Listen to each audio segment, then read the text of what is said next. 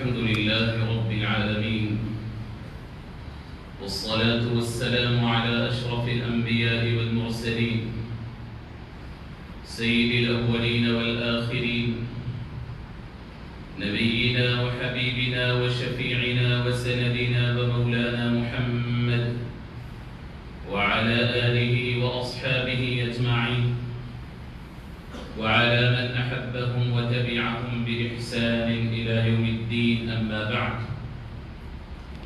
فأعوذ بالله من الشيطان الرجيم. بسم الله الرحمن الرحيم. قل إنما أعظكم بواحدة أن تقوموا لله مثنى وفرادا ثم تتفكروا. صدق الله مولانا العظيم. وقال الله تبارك وتعالى في شأن حبيبه الكريم: إن الله وملائكته يصلون على النبي يا أيها الذين آمنوا صلوا عليه وسلموا تسليما. اللهم صل وسلم وزد وبارك على حبيبك سيدنا ونبينا ومولانا محمد وعلى آله وأصحابه أجمعين. عزیزان گرامی، بزرگوں، نوجوانوں، عزیز دوستو، السلام علیکم ورحمۃ اللہ وبرکاتہ۔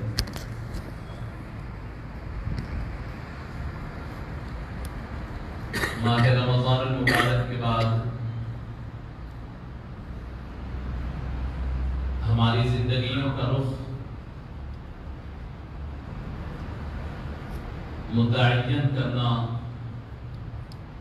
اور زندگیوں کی جو پیش قدمی ہے اس کی طرف توجہ دینا، رمضان المبارک میں اللہ رب العزت سے جو نسبتیں ہماری پیدا ہوئی اس کو مستقل بنیادوں پر قائم رکھنا، یہ ہمارا ایمانی فریضہ ہے۔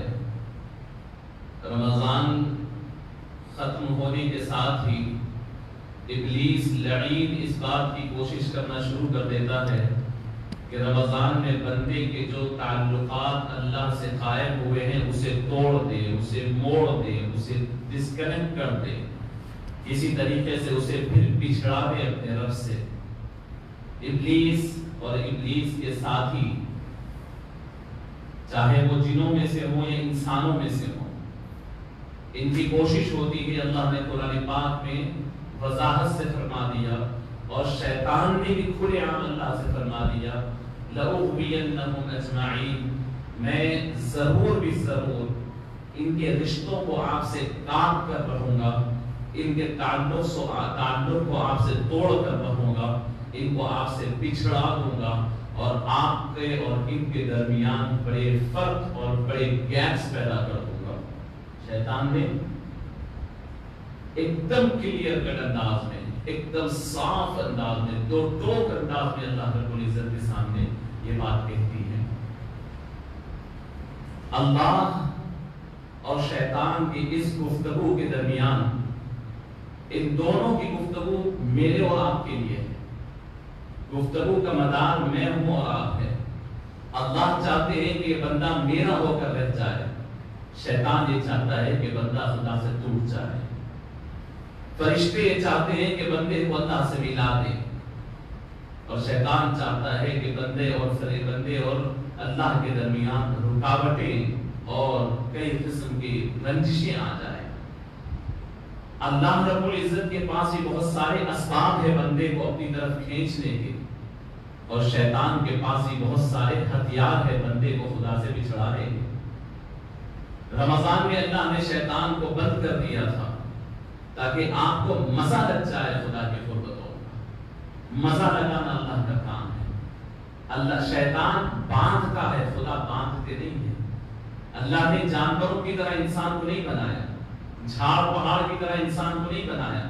پہاڑ کو باندھ دیا زمین سے، جھاڑ کو جکڑ دیا زمین سے، جانوروں کے دماغ کے اندر مخصوص سسٹم فٹ کر دیا کہ اس کے آگے نہ وہ سوچ سکتے ہیں نہ اپنی مرضی سے کچھ کر سکتے ہیں، لیکن انسان کو اللہ نے آزاد کیا۔ ہاں مزہ لگاتے ہیں اپنی محبت کا، ہاں مزہ لگاتے ہیں اپنی قربت کا، ہاں بتا دیتے ہیں اپنی جگہ کا، اختیار دے دیتے ہیں، اسباب تیرے پاس ہے، راستہ تیرے لیے مہیا ہے، یہ سیڑھیاں ہے، یہ مدد کرنے والا ہے، یہ ہیلپ کرنے والا ہے، آنا ہے تو آ جا۔ اللہ بے نیاز ہے، اللہ الصمد، اللہ بے نیاز ہے، اللہ غنی، اللہ بے نیاز ہے، اللہ کو پرواہ نہیں ہے، لیکن اللہ محبت فرماتے ہیں، اللہ اس بندے سے محبت فرماتے ہیں جو اللہ کی طرف متوجہ ہونا چاہتا ہے، اللہ اس بندے کو قریب بلانا چاہتے ہیں جو بندہ قریب آنا چاہتا ہے۔ اگر آپ نظر اٹھا کر دیکھیں تو رب العالمین فرماتے ہیں کہ خدا کی اتنی محبت کرنے والے کوئی نہیں، لیکن اگر آپ انجان ہوتے ہیں تو رب العالمین سے زیادہ اللہ رب العزت جتنے بے نیاز ہے اتنا دنیا میں کوئی بے نیاز نہیں، اللہ کو کوئی واسطہ نہیں، اللہ کو کوئی غرض نہیں انسان ہو۔ یہاں ان دو کشمکشوں کے درمیان جہاں شیطان مختلف اسباب صبح سے شام تک ڈھونڈتا ہے، یہاں تک کہ تھکا مانا انسان تو سو جاتا ہے لیکن شیطان سوتا نہیں ہے۔ آپ کے اٹھنے سے پہلے آپ کے لیے اللہ سے دوری کے سامان مہیا کر دیتا ہے، آپ کے اٹھنے سے پہلے آپ کی نیند کے لیبلز پڑھاتا جاتا ہے، جیسے جیسے فجر کی نماز آتی ہے تو نیند گہری ہوئی جاتی ہے۔ آپ بے پرواہ ہو کر کے سوتے ہیں، وہ بے پرواہ نہیں ہوتا، وہ اس وقت تک ٹھنڈی سانس نہیں لیتا جب تک کہ آپ کا لمحے آخر نہ آ جائے۔ عزیزان گرامی، رمضان ختم ہوا، وہ پورے جوش و خروش سے وہ انسان کے ذہن میں پلاننگ ڈالتا ہے، وہ دنیا بھر کی چیزیں ڈالتا ہے۔ پہلے تو رمضان ختم ہوتے ہی انسان یہ سمجھتا ہے کہ میں بیڑیوں سے نکل گیا، زنجیروں سے نکل گیا، بس میں آج سے آزاد ہوں، ہر قسم کے کام کرتا ہوں، بس میں رمضان کی حد تک یہ چیزیں روک دیا تھا۔ اس جیسی فکروں کے ذریعے آپ کو پہلے سے دنیا کے قریب کرتا ہے۔ اس کے بعد معاش کی فکر، دنیا کی فکر، دنیا کے دوست احباب کی فکر، شادی بیاہ کی فکر، دنیا جہاں کو خوش کرنے کی فکر۔ شیطان کے پاس اتنے ہتھ کنڈے ہیں، اتنے ہتھ کنڈے ہیں کہ صبح ہوتی ہے، شام ہوتی ہے، عمر یوں ہی تباہ ہوتی ہے، لیکن خدا یاد ہی نہیں آتا۔ انسان کو اپنے رب سے اپنے تعلق کے بارے میں بار بار سوچنے کی ضرورت ہے کہ میں کس پوزیشن پہ ہوں اللہ کے پاس، میرا اپنے رب سے تعلق کس لیول پر ہے۔ ایسا نہیں ہے محبتیں صرف ایک بار قائم ہو جانے سے نہیں رہ جاتی، بڑھتی کم ہوتی ہے۔ فرمایا اس کا نام ایمان بھی دیا، فرمایا الایمان یزید و ینقص، ایمان بھی بڑھتا اور کم ہوتا ہے۔ روزانہ آپ کو نئی نئی چیزیں اللہ کے قریب جانے کی کرنی پڑتی ہے، تب آپ کا مقام بڑھتا رہتا ہے، ورنہ دھیرے دھیرے کم ہو جاتا ہے۔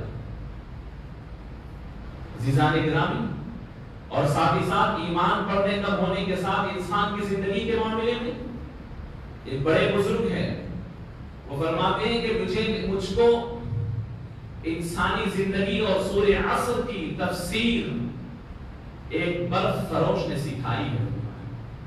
برف بیچنے والے نے مجھے اپنی زندگی کی تفسیر اور سورہ عصر کی تفسیر سمجھائی۔ انہوں نے کہا کیسے؟ سورہ عصر میں اللہ نے فرمایا ہے والعصر، زمانے کی قسم، زمانہ یعنی عمر کی، میری عمر کی قسم اور آپ کی عمر کی قسم، اس زمانے کی قسم جو اللہ نے آپ کو دے کر کے پیدا کیا، اس میں جوانی ہے، بڑھاپا ہے، نوجوانی ہے، بچپنا ہے، یہ پوری عمر کی قسم اللہ نے کھائی ہے۔ اور فرمایا ان الانسان لفی خسر، انسان بڑے گھاٹے میں ہے، انسان بڑے گھاٹے میں۔ فرمایا کہ اس کی تفسیر برف والے نے کیسے سمجھائی؟ کہا کہ میں نے دیکھا بازار میں برف بیچنے والا کھڑی دھوپ میں ٹھہرا ہے، ہر آدمی بیچ ترکاری والا، گوشت والا ٹھہرا ہے، لیکن وہ بیچتا ہے سکون سے، گاہک آتا ہے تو لے لیتا ہے، لیکن یہ برف والے کو دیکھا کہ بے چین ہے، بے قرار ہے، چیختا ہے، چلاتا ہے۔ خریدنے والا آرام سے بیٹھا ہوا ہے، کہتا ہے بھائی تھوڑی تکلیف اٹھا لے، آجا خرید لے، کیوں کہ دھیرے دھیرے میرا برف کھل رہا ہے، کھل رہا ہے۔ صبح میں نے جتنی قیمت میں لایا ہے، شام ہوتے ہی وہ میری پوری قیمت پانی میں مل جائے گی، بہہ جائے گی، خریدنا ہے تو ابھی خرید لے۔ فرمایا کہ والعصر کی تفسیر یہی ہے ان الانسان لفی خسر، آپ اپنی عمر کی ایک سل برف کی لے کر کے ٹھہرے ہوئے ہیں، دھیرے دھیرے وہ آپ کے ہاتھوں سے دھل رہی ہے، دھیرے دھیرے وہ آپ کے ہاتھ سے پگھل رہی ہے، اور آپ ہائے افسوس کرتے ہوئے اپنے آپ پہ ہاتھ کفے افسوس ملتے ہوئے بیٹھنے سے نہیں ہوگا۔ جتنی جلدی ہو سکے اسے کسی کے ہاتھ فروخت کر دیجئے جہاں سے آپ کو بڑی قیمت آئے، اور یاد رکھیں کہ آپ کی زندگی کا سب سے بڑا خریدار اگر ہے تو وہ آپ کا رب ہے، وہ آپ کا پروردگار ہے۔ اللہ نے آپ کے ہاتھوں میں رہنے والی آپ کی زندگی کی سب سے زیادہ قدر فرمائی ہے، اور اللہ نے فرمایا ہے کہ دنیا کے بازاروں میں اسے بیچو گے، دنیا کی 54 میں اپنی زندگیوں کو نہ بیچو، اپنی زندگی کی قدر پہچانو۔ زندگی اللہ کی طرف سے دیا ہوا ایک انمول تحفہ ہے، اور اس کی کوئی قیمت بازار ادا نہیں کر سکے گا، چاہے بازار کتنا ہی مہنگا ہو، چاہے کتنا ہی بڑا ہو، چاہے اس کے اندر ڈالر ہو یا روپیہ ہو یا ریال ہو یا کچھ اور ہو۔ تمہاری زندگی اگر بک سکتی ہے تو وہ خدا کے بازار میں بک سکتی ہے، اگر اس کی قیمت کوئی لگا سکتا ہے تو رب العالمین لگا سکتا ہے۔ اور اللہ نے پیش بھی فرما دیا کہ سنو، اگر تمہاری حرکوں سے اور تمہارے دل کی گہرائیوں سے اللہ کا کلمہ نکل جاتا ہے، تمہارے دل کے اندر یقین ہو کہ میرا رب اللہ ہے، تو تمہارے گوشت پوش تمہاری سانسوں کا اللہ قدردان ہے۔ اور اللہ فرماتے ہیں ان اللہ اشتری من المؤمنین انفسهم واموالهم بان لهم الجنہ۔ اے ایمان والو سنو، دنیا والے تمہارے جسموں اور تمہارے سانسوں کی کیا قیمت لگائیں، اس کی قیمت تو میں لگاتا ہوں، اللہ اس کا خریدار ہے، اللہ اس کی بولی لگانے والا ہے۔ دنیا نہیں، اللہ نے جنت کے بدلے میں تمہاری جانوں اور تمہاری مالوں کو اللہ نے خرید لیا ہے۔ یہ دنیا کے بازاروں میں دنیا کی تپتی دھوپ کے اندر ٹھہر کر کے انسان اپنی برف کو، اپنی عمر کو گلا رہا ہے، پگھلا رہا ہے، ہر روز، اور پتہ ہی نہیں کہ میرے ہاتھ میں کتنا برف ہے۔ ہر انسان کو پتہ نہیں، برف بیچنے والے کو تو اس کی دل سے اس کی سل جو برف کی وہ پگھلتی ہوئی نظر آتی ہے کہ کتنا بچا ہوا ہے، اور کتنی شدت کے ساتھ لوگوں کو پکارتا ہے کہ بھائی آ جاؤ، منت اور سماجت کر کے لوگوں کے ہاتھ میں دے کر کے اس کو قیمت میں کنورٹ کرنا چاہتا ہے۔ بالکل یہی ہے، فرمایا کہ تمہارے سالوں کو کنورٹ کر لو آخرت کے اعمال میں، یہ برف والی سیل تمہاری پگھلنے والی ہے، کنورٹ کر لو۔ عقل مند وہی ہے جو جتنی جلدی اس برف کو پیسوں میں بدل دیتا ہے، اس برف کو دوسرے سامان میں بدل دیتا ہے۔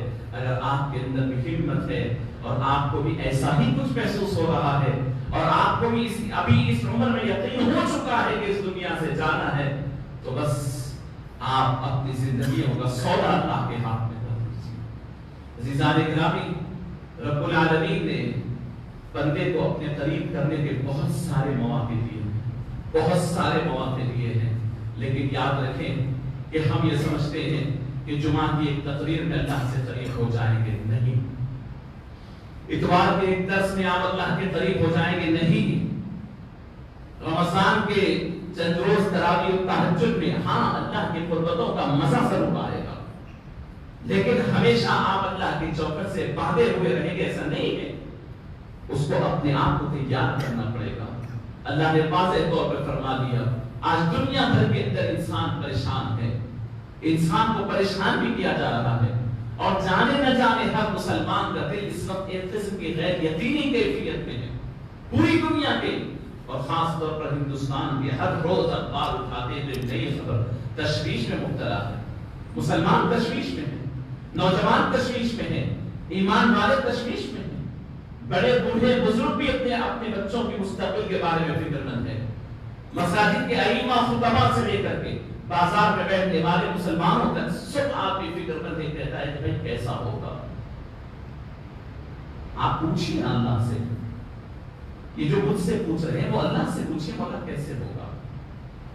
اس لیے نہیں پوچھ سکتے ہیں کہ اللہ سے رابطہ نہیں ہے، آپ کو جس سے رابطہ ہے آپ اس سے پوچھتے ہیں۔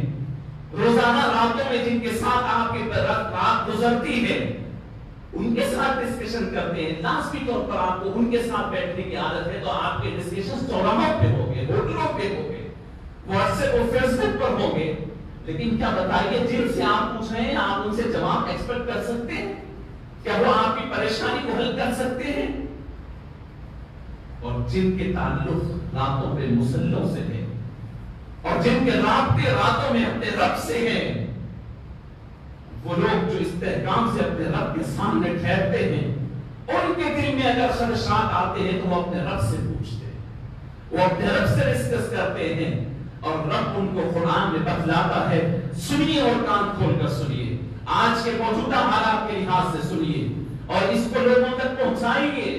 رب کریم ارشاد فرماتا ہے، اور کیسے ارشاد فرما رہا ہے؟ جیسے آج قرآن کی آیت نازل ہوتی ہے، لوگ تشویش میں مبتلا ہیں، لوگ دشمن تمہارے خلاف اکٹھا ہو رہے ہیں۔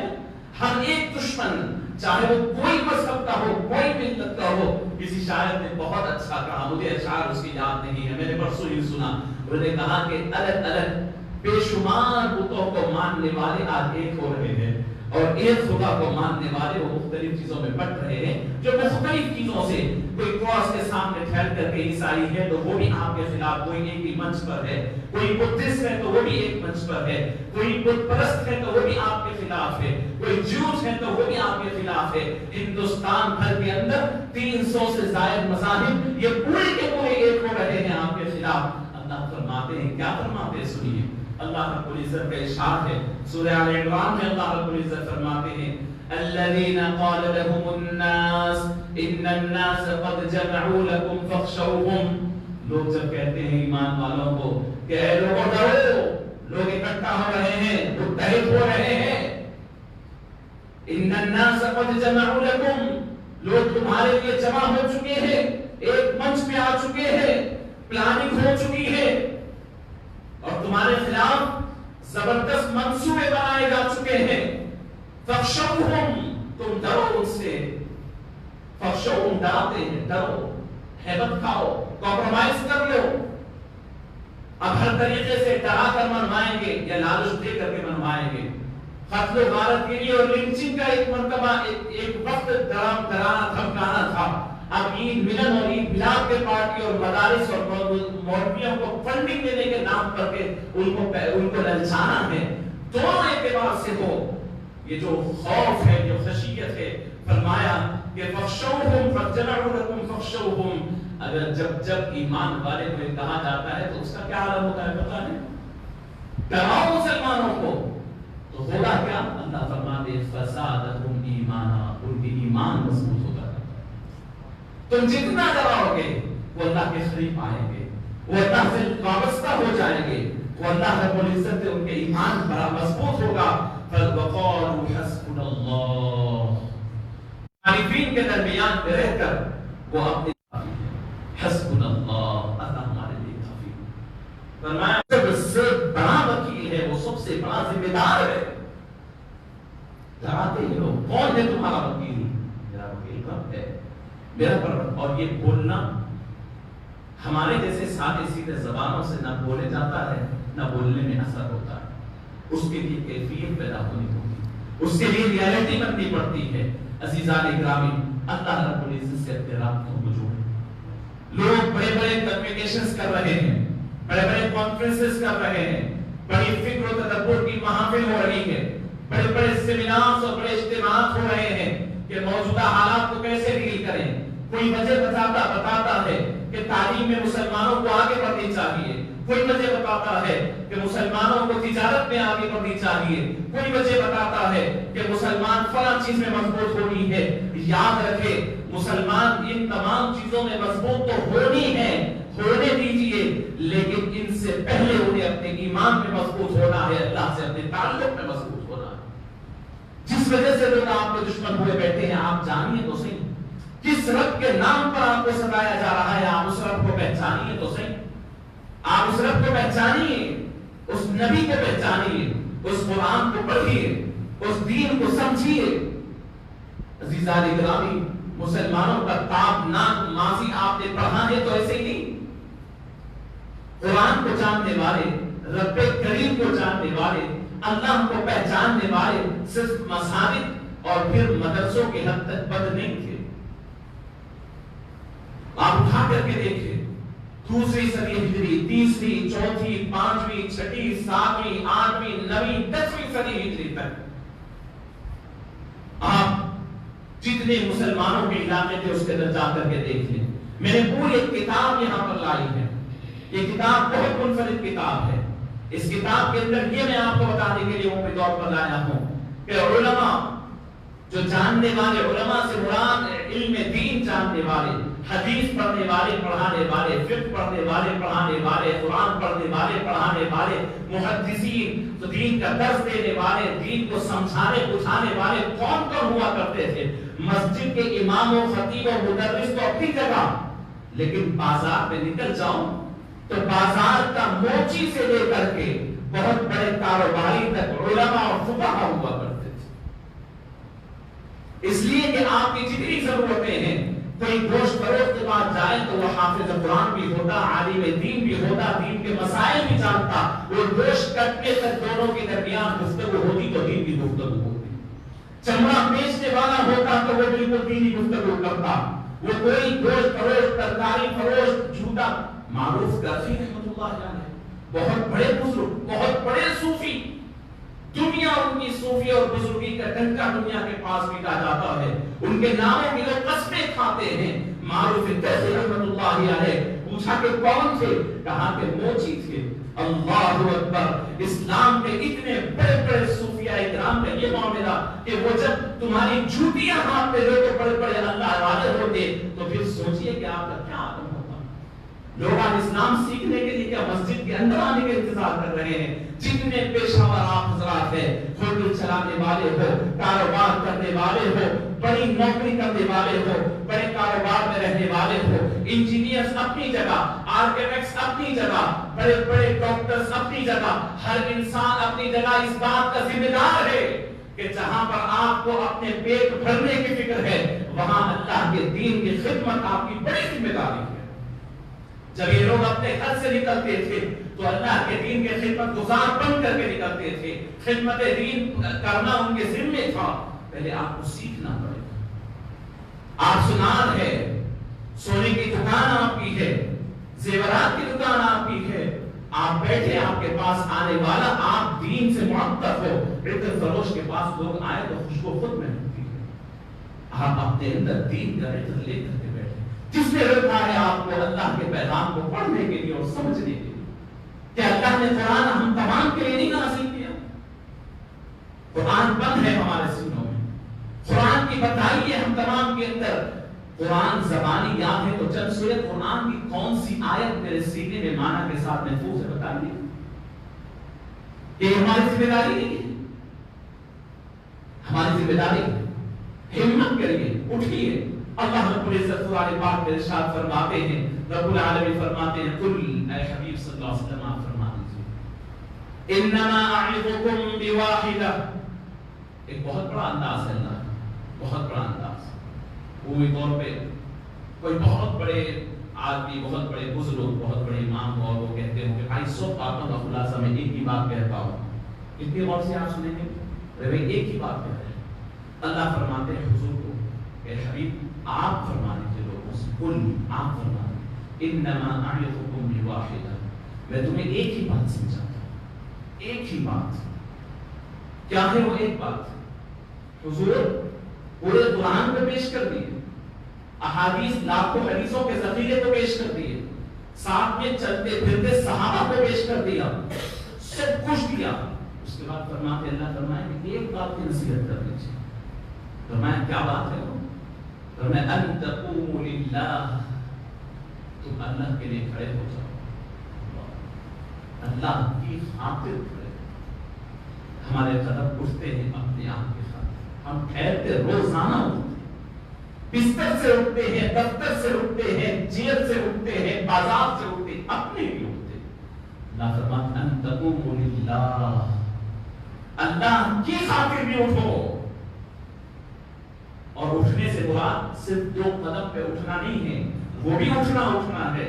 اٹھنے سے مراد عزم کے ساتھ، پلاننگ کے ساتھ، مضبوطی کے ساتھ ایک چیز کو انجام دینا، قائم کرنا، بنیادی رکھنا. ٹھہرو کیا مطلب؟ ٹھہرو اپنے عزم کے ساتھ، ٹھہرو ارادوں کے ساتھ، ٹھہرو پلاننگ کے ساتھ. فکر ہوتی ہے میں کون آئیں گے، میں اکیلا ٹھہرنے سے کیا ہوگا، میں ایک ہی ہوں، منصاب اتنی اس سے بول رہے ہیں، منصاب اکیلے بولنے سے کیا ہوگا؟ 25 کروڑ 20 کروڑ مسلمان ہیں، سب غفلت میں ہیں، ارے اتنوں میں کون سنتا ہے؟ اللہ نے نہیں فرمایا یہ آپ کو، اللہ نے کہا فرمایا ان تقوموا للہ مثنا، دو آدمی ٹھہر جاؤ، بھرے مجمع میں دو ہوگے جو اللہ کے زیادے ہوگے، دو ٹھہرو۔ میں اگر دو بھی نہیں مل رہے ہوں، بعض دوستوں کو لے کے دونوں ٹھہریں گے، نہیں مل رہے، وہ فرادا اکیلے ٹھہر جاؤ۔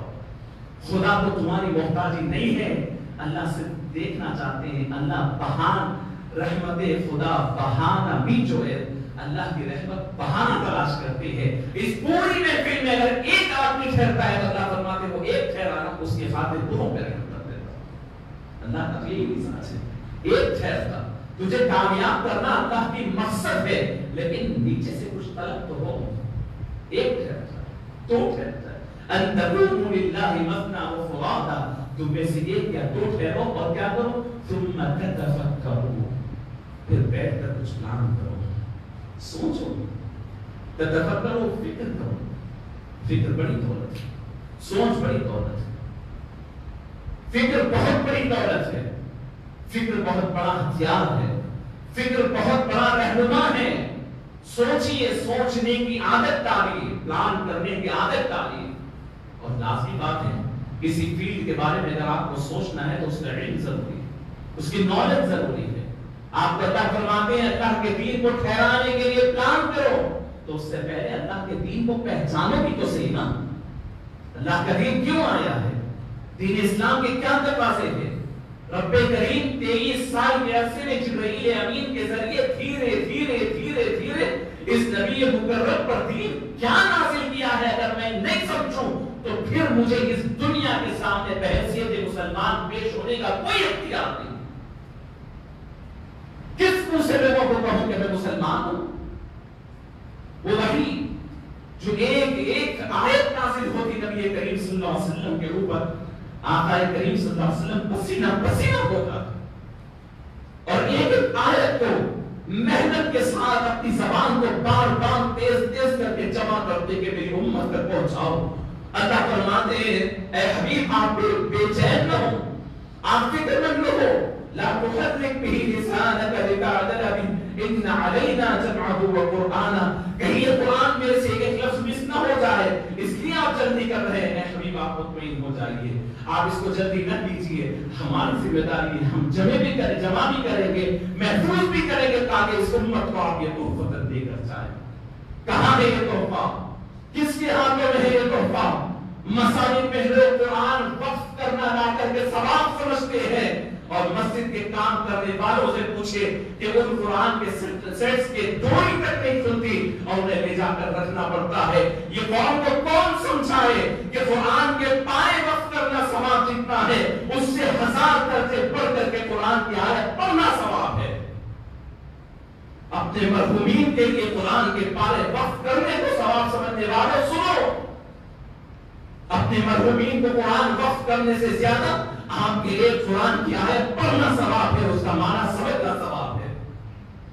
یہ کل تک فضیلت کی باتیں تھی ہوگی، لیکن آج فرائض میں شامل ہے۔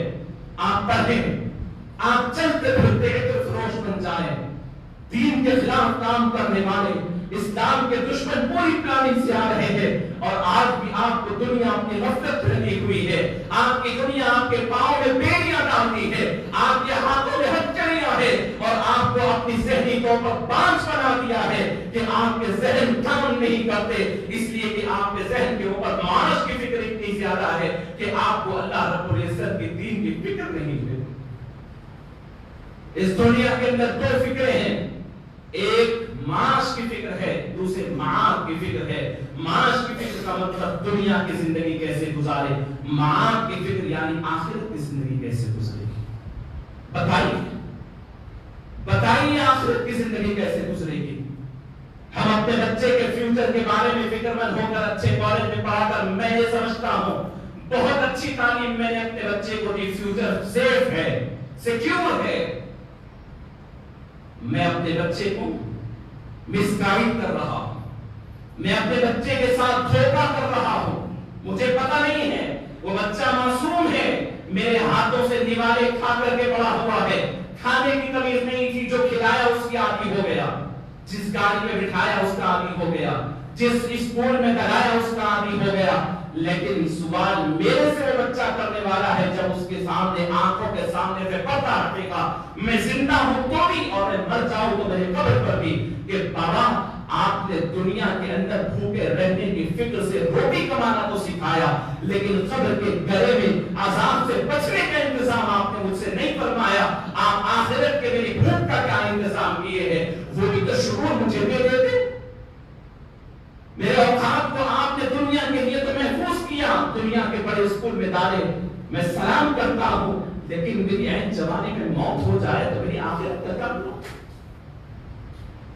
عزیزان گرامی، میں آپ کو پھر سے عرض کر رہا ہوں، یہ تقاریر یہ دین نہیں ہے، یہ دین کا جذبہ سکھانے کے لیے ایک جذبہ پیدا کرنے کا ایک ذریعہ ہے. میں صاف طور پر عرض کر رہا ہوں، آج صرف دین مدرسوں میں اگر بند ہوگا، مسجدوں کی چودیواری میں بند ہوگا تو دین کے لیے اس سے بڑی خیانت اور کچھ نہیں ہے، اور ہم تمام اس کے ذمہ دار ہوں گے. میں آپ کو عرض کر رہا ہوں، آپ سنیں دین کی خدمت کرنے والے کون کون لوگ ہوتے ہیں. سنیں، کاغذ بنانے والے اور فروخت کرنے والے علم دین پڑھتے اور پڑھاتے تھے. روشنائی انک بنانے والے اور پین بنانے والے علماء ہوتے تھے، علم پڑھنے والے اور پڑھانے والے ہوتے تھے. میں آپ کو ایک ایک کر کے گنا رہا ہوں، غور سے سنیں تاکہ آپ کے اندر بھی ہمت ہو.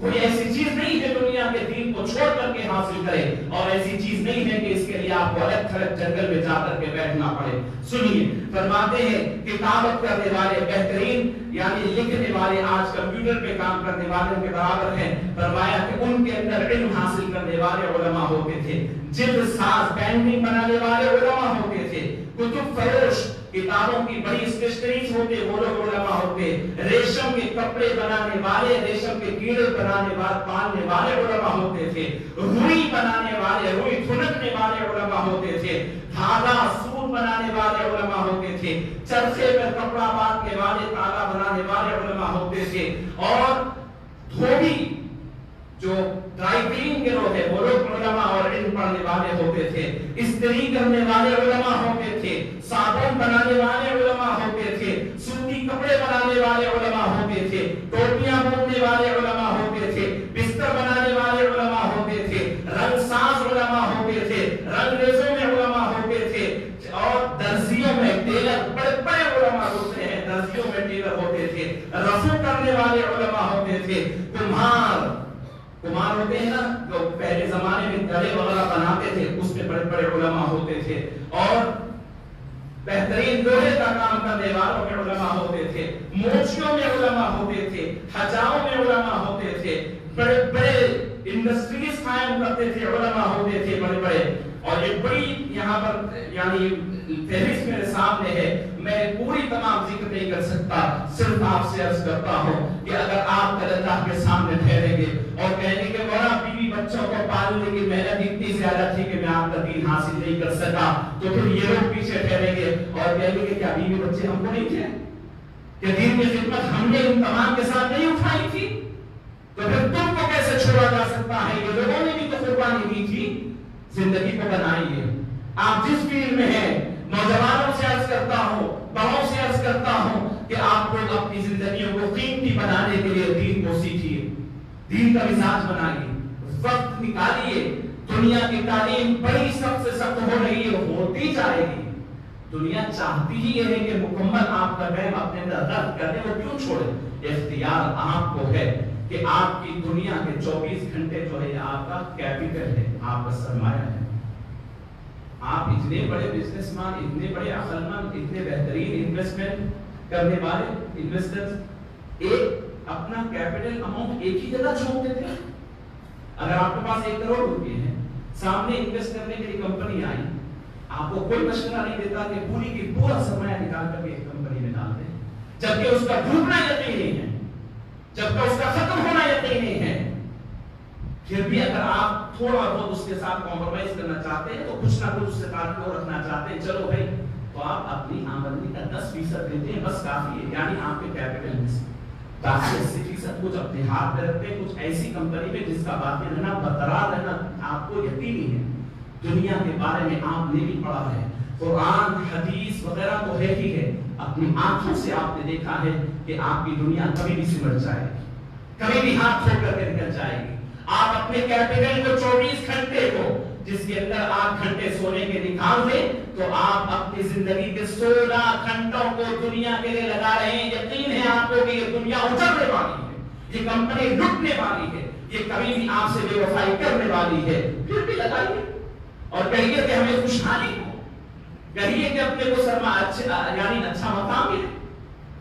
عقل مندی یہ ہے کہ ڈیوائڈ کیجیے، انصاف کیجیے۔ قرآن بابا کے توہن کہتا ہے، ہر خطبے میں آپ سنتے ہیں ان اللہ یأمر بالعدل والاحسان، اللہ انصاف کا حکم دیتا ہے۔ تو انصاف صرف ترازو ہاتھ میں آتے ہی نہیں، انصاف دین و دنیا میں کیجیے، روح و جسم میں کیجیے۔ اپنے بچے کے 8 گھنٹے ادھر لگ رہے ہیں وہ 8 گھنٹے ادھر بھی لگائیے۔ بچے کو پیسہ کمانے کا مزہ چکھا رہے ہیں تو بچے کو قرآن سمجھنے کا مزہ بھی چکھائیے، بچے کو حدیث رسول سمجھنے کا مزہ بھی چکھائیے۔ یہ آپ کے اوپر فرض ہے۔ بڑا یعنی ایسے ہی آرزو بھرے انداز میں بات کہتا ہے، نہیں بھائی یہ جگہ کی ڈش میرے بچے کو پہلی وقت کھلا رہا ہوں، بچے کو بہت مجھے خواہش ہے کہ بچے کو یاد آتا ہے۔ وہ خواہش ہے دنیا کے سیر و تفریح گاہوں کو ٹہرانے کا خواہش ہے، قرآن و حدیث کی سیر کرانے کی کوئی خواہش نہیں۔ روکھی ہوئی کی زندگی گزار رہے ہیں مسلمان، خشک زندگی گزار رہے ہیں مسلمان، چہروں پر اداسیاں اس لیے ہیں ہماری، گھروں میں رنجشیں اس لیے ہیں ہمارے، باپ بیٹے سے دشمن اس لیے ہے کہ کوئی ایسی دنیا ان کے سامنے نہیں جس میں انسان مست ہو۔ یہ دنیا میں کوئی مست ہو سکتا ہے؟ یہ دنیا تو رنجشوں والی ہے۔ قرآن پڑھا دے، قرآن کی ایک ایک آیت میں بیٹا جب سوچنے اور سمجھنے اور فکر کرنے مست ہوگا، دنیا اس کے اطراف گردش کر کر کے اس کے پاؤں میں ٹھوکر کھا کر واپس ہو جائے گی، وہ مست ہوگا۔ چہرے کی رنگتیں نہیں بدلے گی، اس کے چہرے کے اوپر خوشحالیاں ہوگی، اور دنیا دیکھنا چاہتی ہے ایسے مطمئن چہروں کو دیکھنا چاہتی ہے، ایسی آرام کے اطمینان والے چہرے اور لہجوں کو دیکھنا چاہتی ہے۔ عزیزان گرامی، میں عرض کرنا یہی چاہتا ہوں کہ آپ لوگ وقت نکالیں، دین کے لیے وقت نکالیں۔ اس کا مطلب دین کے لیے وقت نکالوں کا مطلب میں کوئی چلوں اور کہیں چلنے کے لیے آپ کی اپیل کرنے کے نہیں ٹھہرا۔ میں چاہتا ہوں کہ آپ اپنے وقت کو زندگی تمام کے لیے علم دین سیکھنے میں لگائیں۔ حدیث شریف سماعت فرمائیں، اللہ کے نبی صلی اللہ علیہ وسلم فرماتے ہیں، اللہ رب العزت اگر کسی کے بارے میں بھلائی کا فیصلہ فرماتا ہے تو اسے دین سیکھنے کی توفیق عطا فرماتا ہے۔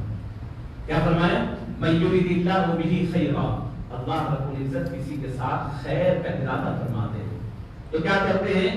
یفقہہ فی الدین، اسے دین کی سمجھ عطا فرماتے ہیں، اسے دین کی سمجھ عطا فرماتے ہیں، دین کی طرف دین سیکھنے کی سمجھ اسے عطا فرماتے ہیں۔ اور ایک حدیث شریف میں نبی پاک صلی اللہ علیہ وسلم ارشاد فرماتے ہیں، اور سے سماعت فرمائے، بخاری شریف کی حدیث ہے، بڑی اہم ہے۔ حضور فرماتے ہیں، من سلک طریقا یلتمس فیہ علما، کوئی آدمی ایک ایسا راستہ چل رہا ہے جہاں اسے دین حاصل کرنے جانا پڑ رہا ہے، دین حاصل کرنے کا راستے پر چل رہا ہے، آپ غور فرمائیں، کوئی ایسی جگہ ہوگی صرف راستہ چل رہا ہے، من سلک طریقا یلتمس فیہ علما، ایک ایسا راستہ چل رہا ہے کہ راستہ گھر سے نکلا، گاڑی پہ بیٹھا، دماغ میں یہ ہے کہ میں اللہ کا دین سیکھنے جا رہا ہوں۔ فرمایا سخر اللہ بہ طریقا الی الجنہ، وہ چاہے بنجا راہل سے آئے یا ماسر پینٹ سے آئے یا جعفر پورے سے آئے، وہ سمجھ رہا ہے میری گاڑی کے نیچے بلیک روڈ ہے، آجو بازو ٹریفک ہے، فرمایا آنکھ بند کر، وہ تیرے جنت کا راستہ ہے، وہ تیرے جنت کا، تیرے مدرسے کا راستہ، تیرے جنت کا راستہ ہے۔ فرمایا سخر اللہ بہ طریقا الی الجنہ، پتہ ہے جنت کا راستہ بڑا مشکل ہوگا، جب تو یہ ٹریفک کو دور کر کے پہنچتا ہے تو اللہ اس کا بدلہ اٹھا کر آخرت میں جنت کا تیرا راستہ آسان ہے۔ سخر اللہ بہ طریقا الی الجنہ، اور اس کے بعد فرمایا، حدیث سنا اور فرمایا وَمَا اجْتَمَعَ قَوْمٌ فِي بَيْتٍ مِّن بُيُوتِ اللَّهِ، اللہ کے گھر میں کوئی دین حاصل کرنے کی غرض سے اگر جمع ہوتا ہے، یتلون کتاب اللہ، اور آ کر کے اللہ کا قرآن پڑھنا سیکھتا ہے، پڑھتا ہے، وَيَتَدَارَسُونَهُ بَيْنَهُمْ، اور سیکھتا سکھاتا ہے، پڑھتا پڑھاتا ہے، اللہ میرا رب کیا کہہ رہا ہے، میرا رب میرے لیے کیا کہتا ہے، میرے رب کتنی بڑی بات ہے، کتنی بڑی بات ہے، یہ سیکھتا ہے، الا حفتهم الملائکہ، فرمایا کہ جیسے ہی محفل شروع ہوتی ہے آسمان کے فرشتے ڈھونڈتے پھرتے ہیں کہ کتنے اچھے لوگ ہیں میرے رب کی مرضی کو سمجھنے کے لیے جمع ہیں، اور پورے فرشتے آ کر کے انہیں گھیرا کرتے ہیں، الا حفتهم الملائکہ ونزلت علیہم السکینہ، اور ان کے اوپر سکینت طاری ہوتی ہے۔ دنیا میں سکون ڈھونڈنے والوں، سکون قرآن پڑھنے پڑھانے میں الا حفت، اور فرمایا ونزلت علیہم السکینہ وغشیتہم الرحمہ، اے اللہ آپ کی رحمت کا حصہ دے دے، حصہ دے دے، ایک چھینٹا دے دے۔ فرمایا ایک چھینٹا نہیں، قرآن پڑھنے آ جاؤ، قرآن سمجھنے آ جاؤ، بیٹھ جاؤ، اللہ کی رحمت تمہیں ڈھونڈتے ہوئے آ کر تم پر سایہ پھیل ہوگی۔ صادق المصدوق صلی اللہ علیہ وسلم فرماتے ہیں اس کے بعد آخری جو آپ کو گزشتہ ہے وہ سنیں، اللہ اس کے بعد فرمایا وَذَكَرَهُ اللَّهُ فِي مَنْ عِنْدَهُ، یہی نہیں بڑی بڑی یونیورسٹی سے پڑھنے والے اسٹوڈنٹس بھی ہیں، اگر وہ کامیاب ہوں گے تو اخبارات میں چھپے گا، ہر میں جہاں تک اخبار پہنچے گا وہاں تک شہرت ہوگی۔ قرآن پڑھنے مسجد کی چٹائی پہ بیٹھ جائے، کبھی دھول بھی لگ جائے تو برداشت ہو جائے، قرآن سمجھنے سمجھانے والے، فرمایا ان کا چرچا کہاں جائے گا پتہ ہے؟ یہ زمین سے آسمان تک پوری بلندیوں کو پھاڑتا ہوا، چیرتا ہوا، ساتوں آسمانوں کے اوپر عرش الہی تک پہنچتا ہے۔ رب کریم صرف سنتے ہی نہیں، فرمایا اللہ رب العزت اپنے آپ سے اللہ کے قریب جو فرشتے ہیں ان کے اندر ذکر فرماتا ہے، فلاں بن فلاں بیٹھ کر میری مرضی جاننے کے لیے قرآن پڑھ رہا ہے، حدیث پڑھ رہا ہے، دین سمجھ رہا ہے۔ اس سے بڑھ کر کیا خبر ہوگی؟ دنیا کے اندر عزتیں تلاش کرنے والوں، عزتیں تو خدا کی چوکھٹ پہ ہے، دین کے پڑھنے پر ہے۔ بہرحال عزیزان گرامی، وقت بہت مختصر اور میری باتیں بہت طویل، مختصر خلاصہ یہ ہے کہ یہ تمام چیزیں اور ملکی حالات کے تناظر میں آج ہمیں کمر بستہ ہونے چاہیے دین سیکھنے کے لیے۔ الحمدللہ والد مالک بزرگوار کے حکم پر میں نے گزشتہ چند سالوں سے قرآن پاک تجوید سے پڑھانا اور حفظ کرانے کا کام شروع کیا، الحمدللہ وہ سلسلہ چل پڑا، لیکن اب والد مالک بزرگوار ہی کے حکم پر قرآن صرف حفظ کرا دینا نہیں، پورے تمام لوگوں کے دل کے اندر دین، علم دین، عربی زبان، قرآن حدیث سمجھنا، ان کو سمجھا دو، یہ حکم ہے۔ تو میں اس حکم کی پابندی کرتے ہوئے، حکم کو مانتے ہوئے میں اعلان کر رہا ہوں کہ انشاءاللہ ماہ جولائی کے آغاز سے، یہ 10-12 روز باقی ہے، اس کے بعد سے ماہ جولائی کے آغاز سے مسجد حاضرہ میں ان تمام حضرات کے لیے جن کے اندر قرآن سمجھنا اور اللہ رب العزت کے دین، عمر کی کوئی قید نہیں، 10ویں جماعت کامیاب ہونے کے بعد سے لے کر کے آپ کی عمر جو بھی ہو، مرد ہو، عورت ہو یا مرد، ان تمام لوگوں کے لیے مغرب کے بعد سے 9 بجے تک انشاءاللہ 3 سالہ کورس ہوگا، 6 سیمسٹر پر مشتمل ہوگا۔ اس کے اندر عربی زبان سکھائی جائے گی، قرآن مجید تفسیر اور اس کے اصول کے ساتھ سائنس اور قرآن سکھایا جائے گا، حدیث شریف اور سائنس اور علوم الحدیث، سائنس اور حدیث سکھائی جائے گی، فقہ اور علوم الفقہ اور اصول فقہ جو آپ کے دین کے قواعد ہیں وہ بتائے جائیں گے، تاریخ اسلام سکھائی جائیں گی، اور ساتھ ہی ساتھ ملکی قوانین کے متعلق آپ کو بتایا جائے گا، اور پھر ملکی تاریخ، ہندوستانی تاریخ میں بھی اسلاف ہوں گے، پھر بین مذاہبی مطالعہ، آپ کو کمپیریزن جو ہونی چاہیے یہودیزم اور عیسائیت اور پھر اسلام، ان میں مذہب اسلام کیوں عظیم تر ہے، اس کے متعلق تمام باتیں بتلائی جائے گی، سکھائی جائیں گی، پڑھائی جائیں گی۔ یہ باضابطہ ایک کورس ہوگا۔ میں آپ تمام سے درخواست کرتا ہوں کہ اپنی اخیر کی اوقات میں سے وقت نکالیں اس دین کو سیکھنے کے لیے۔ جو حضرات چاہتے ہیں کہ اپنا ایڈمیشن ہو، یہاں پر باہر ٹیبل یعنی ایک کاؤنٹر ٹیبل ہے، وہاں پر ہمارے ریاست صاحب اور دیگر یہاں موجود ہوں گے، آپ ان کے پاس اپنے نام رجسٹر کروا لیں، خواہش اور اپنے فون نمبر لکھا لیں۔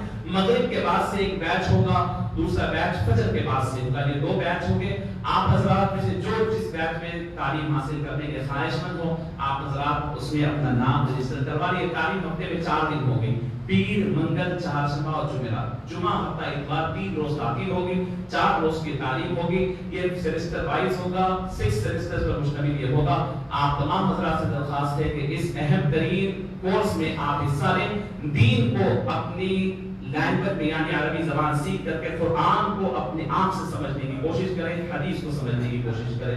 وآخر دعوانا